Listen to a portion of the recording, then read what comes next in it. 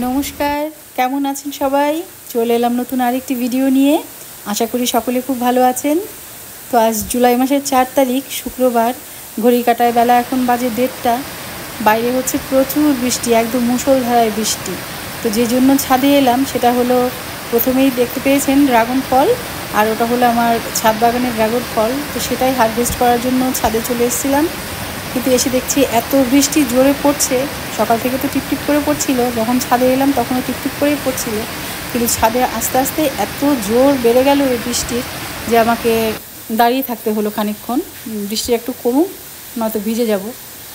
তো যাই হোক, বৃষ্টিটা একটু ধরলো, তারপর গেলাম ফলগুলো তোলার জন্য। আমার যে ড্রাগন গাছে ফুল হয়েছিল সেটা দেখিয়েছিলাম, তো সেই ফুল থেকে এই ফলগুলো হয়েছে।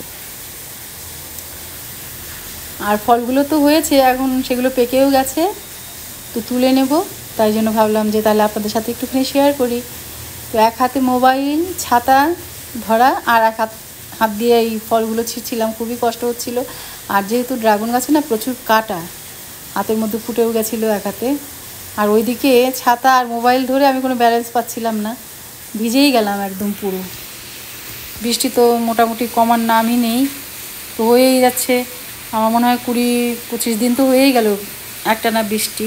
তো এইরকম বৃষ্টি না, এত বৃষ্টি ভালো লাগে না। বৃষ্টি ভালো লাগে, তবে অতিরিক্ত কোনো জিনিসই ভালো লাগে না।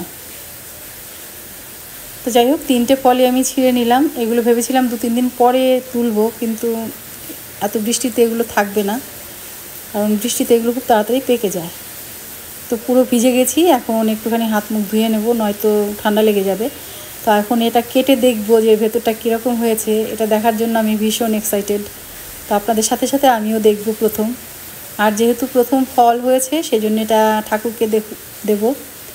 ওয়াও, কি দারুণ হয়েছে দেখুন কালারটা, মানে কি বলবো, এত ভালো লাগছে দেখে, মনে হচ্ছে যেন দোকান থেকে কিনে নিয়ে এসেছি। আসলে না, নিজের হাতে কোনো কিছু তৈরি করতে পারলে, উৎপাদন হলে, সেটা যদি নিজে হাতে ছিঁড়ে এরকম দেখা যায় না, কী যে ভালো লাগে, কি বলবো আর। আর এই ড্রাগন ফলটা আমার ছোটো মেয়ের এত বেশি পছন্দ, আমার মনে হয় পৃথিবীতে যত ফল আছে তার মধ্যে ওর এই ফলটাই সব থেকে বেশি পছন্দের। তো পুজো দেওয়ার পরে প্রথম প্রসাদটা আমি ওকেই খাইয়েছি। ও তো বিশ্বাসই করতে পারছে না যে আমাদের ছাদে এরকম ড্রাগন হয়েছে।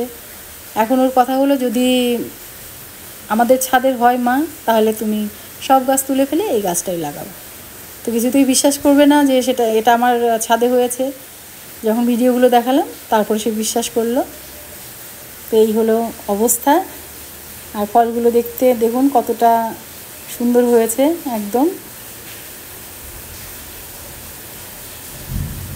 কেমন লাগলো আমার ভিডিওটি অবশ্যই জানাবেন, আর যদি ভালো লাগে লাইক করবেন, কমেন্ট করবেন, আমার পাশে থাকবেন।